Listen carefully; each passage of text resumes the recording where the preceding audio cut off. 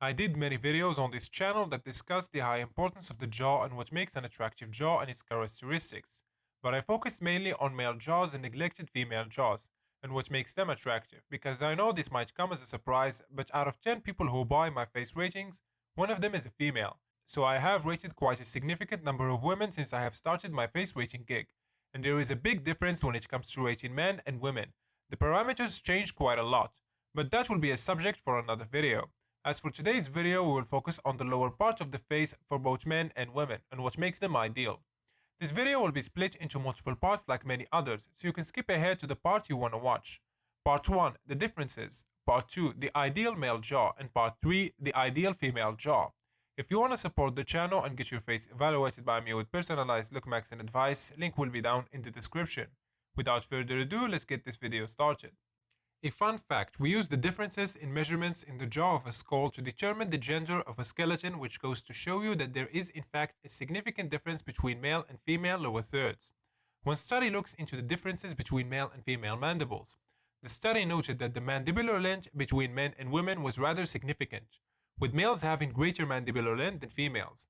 The study also notes a difference between men's and women's increase in mandibular length growth. Women tend to experience an increase in growth earlier than men. However, males will still tend to have longer mandibles than women. Another study shows that the parameters used in their study only gave about 60% accuracy when determining the sex of the mandible. The accuracy percentage may be because males can still have pointed chins, female can have squarer chins, etc. But why does the mandible matter when determining the sex of a skeleton?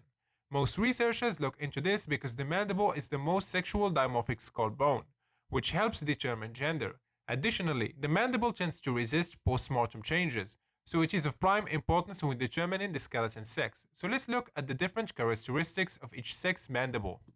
The male mandible often features a larger, squarer chin. Each man's chin shape can differ, but male chins tend to be much squarer than females. The area around the gonio angle can be flared in more extreme cases.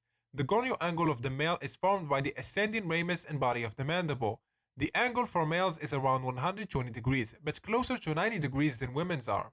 As for the gonial eversion, males often have rugose muscle attachment curving outwards, everything from the mandible surface.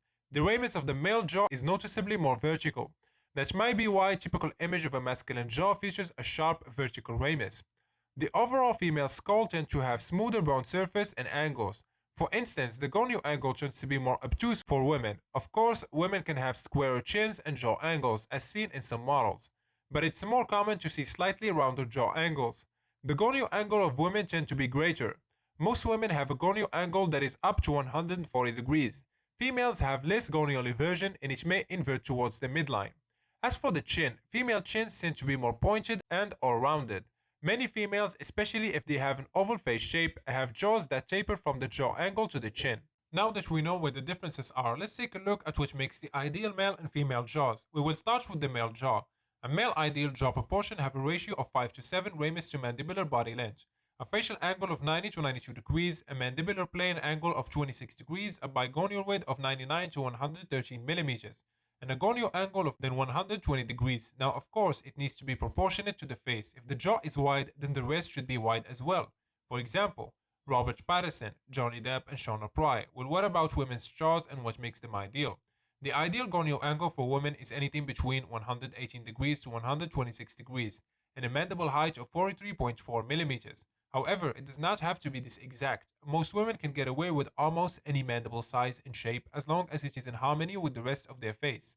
This is why it's a nightmare to rate women's faces. They can just look good in a lot of measurements, as long as it's proportionate. The ideal female mandible can range from the smooth, even jawline of Bella Hadid to a dainty and narrow mandible like Scarlett Johansson. However, some women sport stronger jawlines that still look good. For instance, Angelina Jolie has a somewhat square jaw shape, which flatters her because of her overall facial proportions. Additionally, she has a well-defined yet slightly soft chin that keeps her looking feminine. It would also be important to note that her other facial features, lips, eyes, etc. are very feminine. This goes to show you that the average woman most of the time look better than the average man, and that's because of their flexibility and ability to look good with a wide range of facial features, while for men, that criteria is much tighter. But what do you guys think? Let me know your thoughts down in the comment section. That's it for today's video. I hope you guys enjoyed it. A like and subscribe will be highly appreciated. And like usual, catch you guys in the next one.